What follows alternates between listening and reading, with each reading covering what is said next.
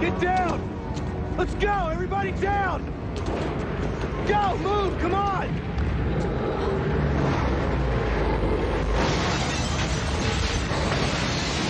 A team of tornado-obsessed scientists encounters the windstorm of their dreams and nightmares in Twister, one of 5 new movies we'll be reviewing this week on Siskel and Ebert, along with Winona Ryder having an affair with a high school boy, also Julia Ormond and Tim Roth having an affair while he's on leave from prison, and Johnny Depp in a truly offbeat Western. I'm Gene Siskel of the Chicago Tribune. And I'm Roger Ebert of the Chicago Sun-Times. Our first movie is Twister, a film about storm chasers on the trail of deadly tornadoes. As the movie opens, Helen Hunt and Bill Paxton play a couple who are on the edge of finalizing their divorce, but still share one crucial thing in common, an obsession with tornadoes.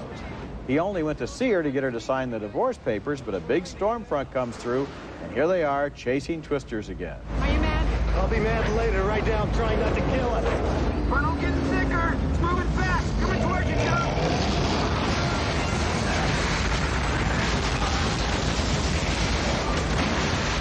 A lot of the scenes in the movie look more or less like this, and I guess you aren't supposed to question how they miraculously seem to escape serious injury, even while they're in the eye of one storm after another. Find something to grab a hold of! I know!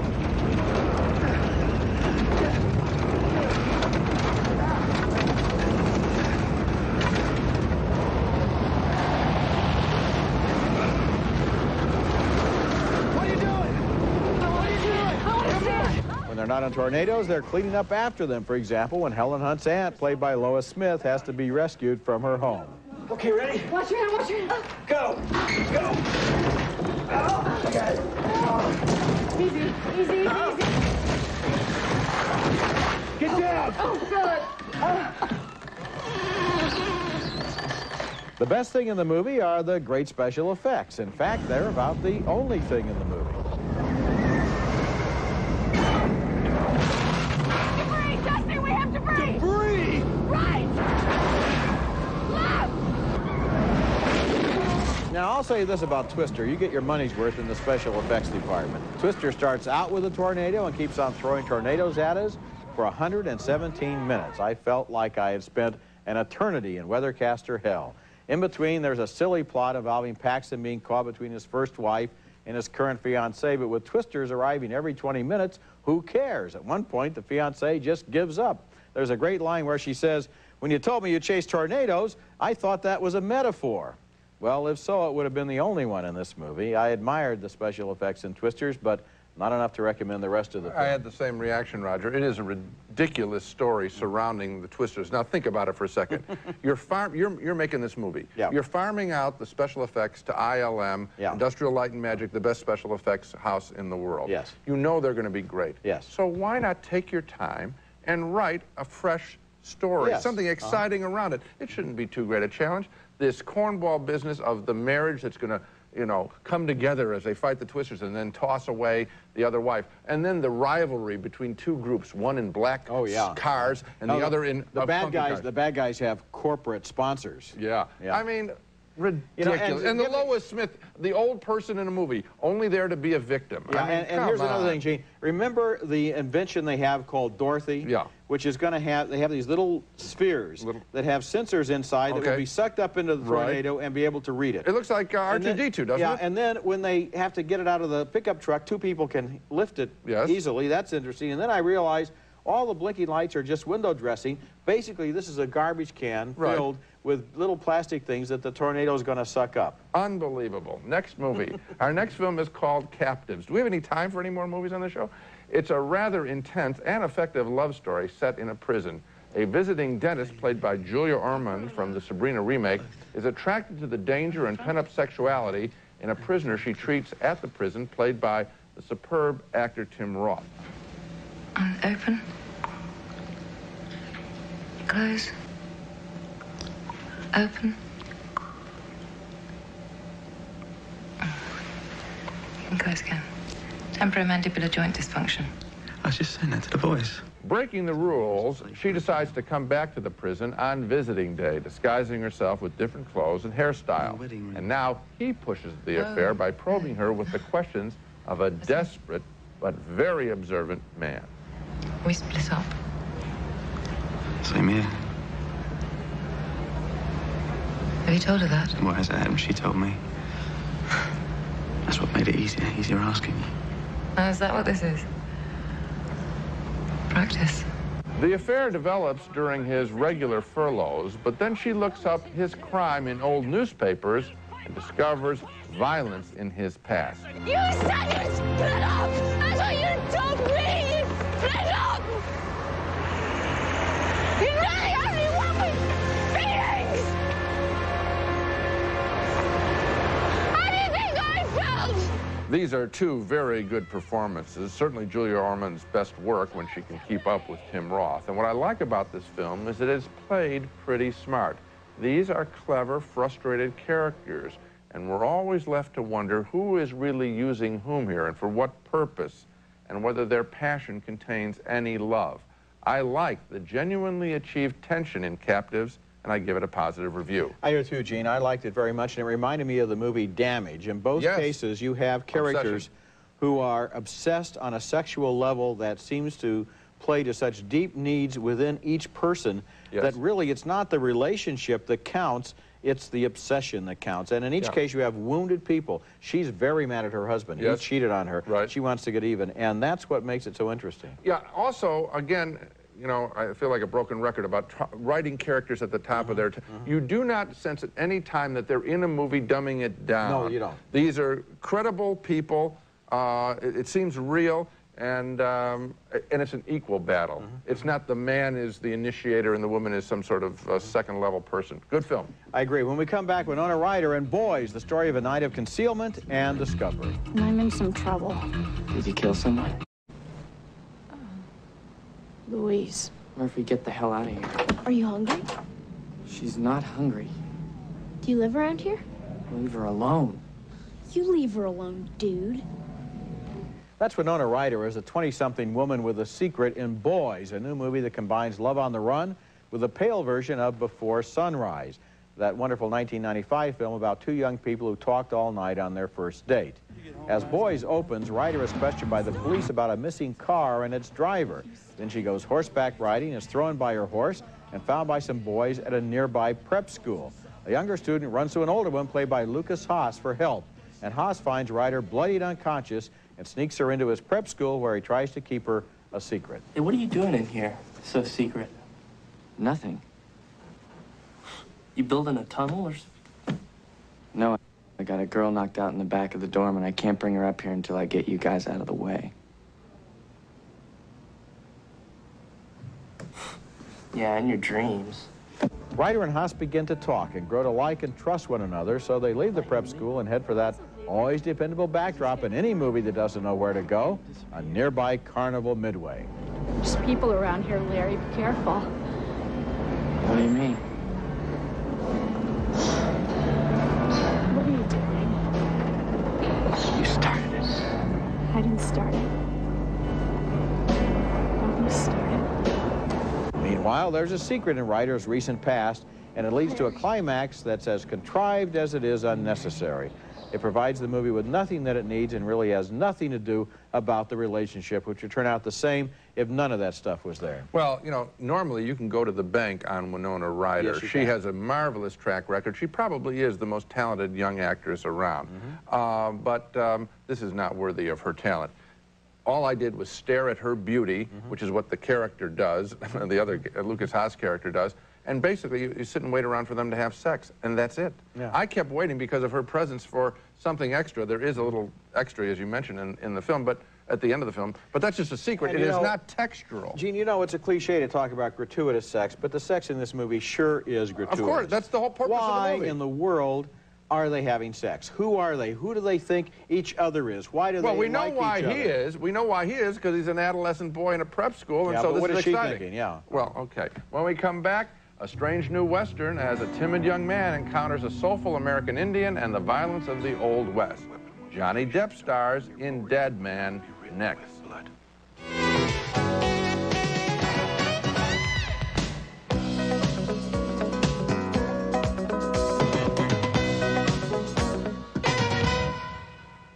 Ask you for your autograph.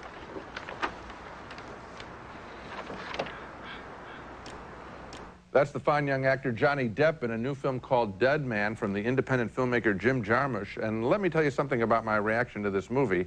After the film was over, I asked the projectionist to play the last half of it again. I can't say that I got it until the second viewing. Set in the 1870s, it's the story of a gentle young accountant from Cleveland who goes west in search of a job. And his face, as played by Johnny Depp, is a face of openness and peace. As the black and white film opens, his character, named William Blake, goes to the town of Machine, remember that name, and fails to get a job, but is befriended by a woman who takes him to bed. And his life is changed forever after he interacts with her jealous boyfriend, played by Gabriel Byrne. Well, I never really loved you anyway.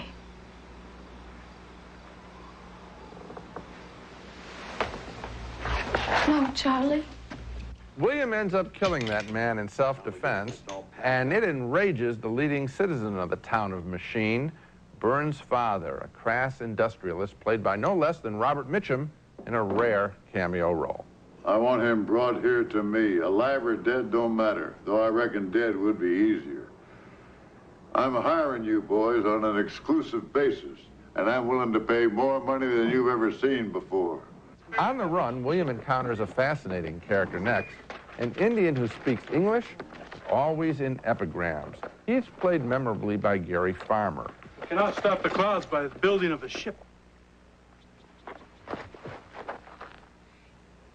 What? Did I enjoy Dead Man? Well, mostly I enjoyed staring at it in the best sense.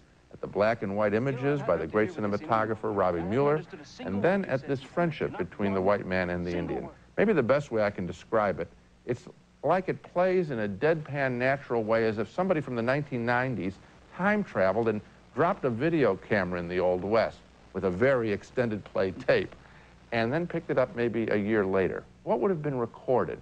Maybe something like Dead Man. Well, I think you did a real good job of reviewing this movie because I had some of the same feelings. Now, I'm not recommending the film. I have seen it twice myself. Yeah. It just didn't engage me and it didn't move me, and yet as an exercise, let's say in a film class somewhere, yeah, the energy in the scenes between Johnny Depp and Gary Farmer is really fresh and interesting.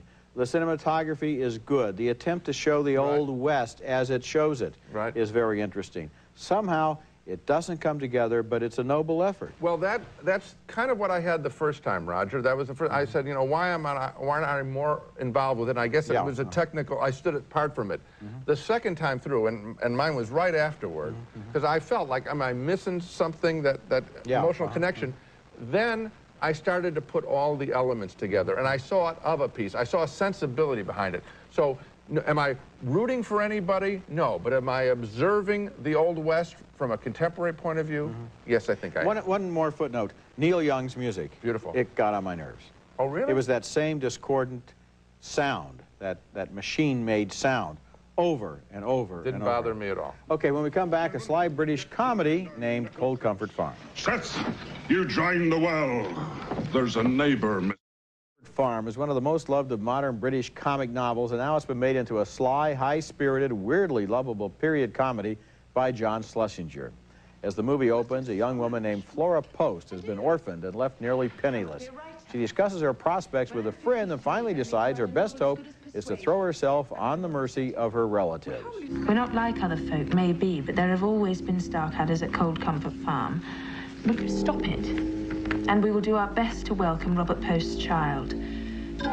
Child, if you come to this doomed house, what is there to save you? Your cousin, Judith Starcadder. That's Kate Beckinsale as the plucky orphan and Joanna Lumley as her confidant. The farm is under the thumb of an ancient matriarch named Ada Doom and played by Sheila Burrell. They know her rants and raves by heart. But Flora Post is determined to bring some optimism and cheerfulness to this grim backwater. Well, well. The gang's all here, isn't it? I don't suppose there are any sandwiches. Flora even turns up an American film producer who may be looking for a leading man like her muscular cousin, Seth. So you're a fan, sweetheart. You and me should get acquainted, huh? Maybe you thought of being in the movies yourself.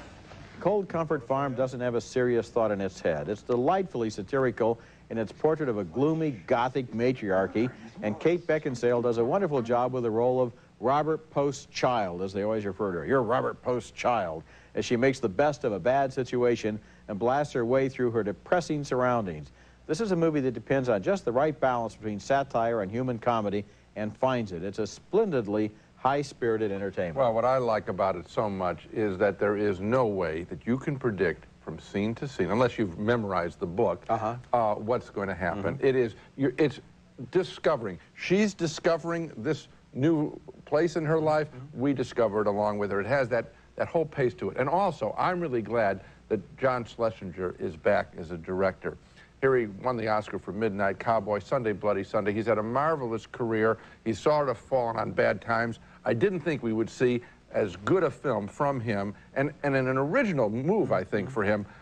Just great. Yeah, and Kate Beckinsale, as this character, Robert Post's child, when she gets to this farm, you expect that you know what's going to happen. Oh, it's really gloomy. She's going to either get depressed or rebel or run away, or there'll be something. Right. And instead, she just accepts her lot. Okay, here I am. Let's go to work on this. Let's see how we can help people out here. And she just takes control of everybody's life. It's a really marvelous picture. Coming up next, the preview of the Siskel and Ebert interviews special to be broadcast next week. Interviews with Tom Hanks, Meryl Streep, Steven Spielberg, and Brad Pitt. That's next. Century Plaza, offering the finest in luxury service in Southern California style, adjacent to Beverly Hills on LA's fashionable West Side. The Century Plaza Hotel and Tower, a Westin hotel. Welcome back. This Wednesday evening on primetime television, Roger and I will be presenting a one-hour special consisting of our interviews with 4 top talents in American movies today. And a preview for you. Here's the way the actual show is going to open. You say you were waiting for the number 7 buzz. There was that school of thought that said, why in the world are we celebrating this idiot on a park bench? Tom Hanks is everybody's favorite good guy. But will he ever break the mold? I won't play the Unabomber when that time comes. When a T-Rex eats a person sitting on a toilet, I promise you it's not personal. Steven Spielberg is the most successful movie maker in history. Over the past 20 years, he's given us all a few nightmares. But what frightens him? It was scary for me. My heart was beating. I didn't know what he wanted to do. He wouldn't tell me. They're always lying in wait for me to have an accent. Meryl Streep is America's leading lady, but 20 years ago, she was almost forced out of drama school. I was put on academic probation for a lack of ambition. Heck, redneck from Missouri. I'm trying to beat De Niro, you know, so I'm going. You know, that look? The looks, the attention, the success. In his first major television interview, Brad Pitt tries to figure out why him, why now? There was that feeling as a kid that you were being prepared for something big. That's all I have to say about that.